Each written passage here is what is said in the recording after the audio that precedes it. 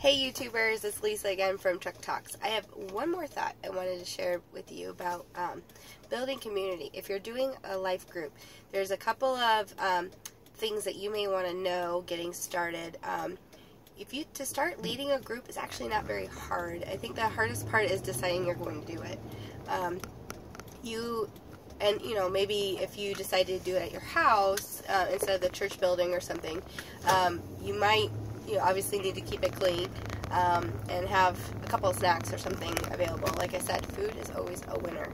But when you're actually conducting the group, there's actually a few things you can do to get started. If you have never run a group before and it scares you to come up with material, and say you're not using the sermons to give you topic discussions to kind of go through, what I would do is if you're in the Beth Moore or Chris Valentin or Havilah Cunnington, they have a lot of materials out there. There's other ones out there too that you could go through, say, one of their books or one of their study groups and use their questions, right? It's almost like a devotion in the sense that you could do every day, but in a group setting you do like once a week. So you read the paragraph 2 or whatever to the group, and then you would have like 3, maybe 5 questions at most to discuss everything. Now, things to know. 1, if you don't get to all the questions, that's okay. That's a big win. That means you had a good discussion. If you get to all the questions and you run out of stuff, then you can, talk about life or, whatever else, and just keep it a short night as far as like content goes. You may run into a couple of people in your group. There's usually a talker. I'm that person that loves to have an answer for everything and wants to go into huge detail. And sometimes they go on to bunny trails about something that's maybe doesn't even seem that related to the topic.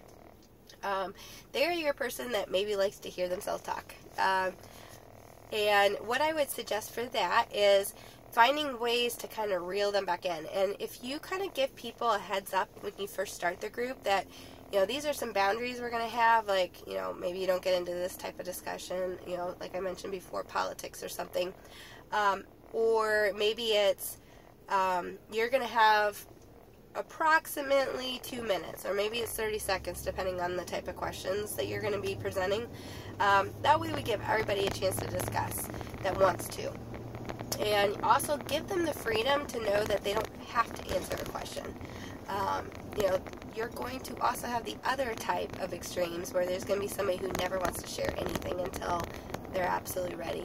And I will tell you from experience, those people, it can take them a couple of years even to start to open up. And when they do, it's so powerful, but it's really okay in the process for them to not open up right away. So I just want to give you some of that information ahead of time and to be aware.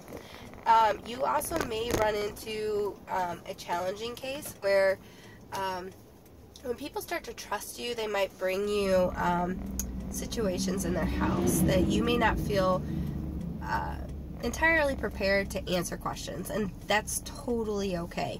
What's happening is they're seeing you as a leader in their life, and they now trust you. If it's ever something that needs to be reported, you will need to do that. But if there's anything like, say it's advice in a marriage or, how to handle a teenager or something, and you don't feel qualified, the best thing you can do at that time is just listen to them so that they have someone to talk to.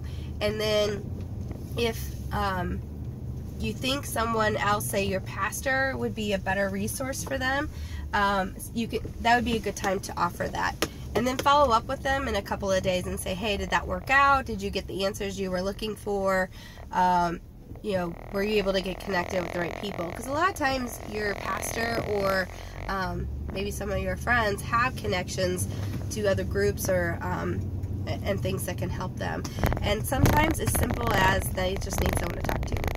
So don't feel like it's a huge burden or anything to lead a life group. It's actually really cool and a great opportunity. But if you have questions where you're not really sure how to handle, starting something, or, these discussions are getting out of line, or I'm having trouble getting people to start answering questions, feel free to message me. I would love to tackle some of that with you because I've done this for golly, almost 10 years, and I've had a lot of experience in it. So I would love to be a resource for you in this, and I really want to just encourage more people to get involved with these types of things. So have a great day, and go get those communities started and those life groups started, and give them a try. We'll talk to you soon. Bye.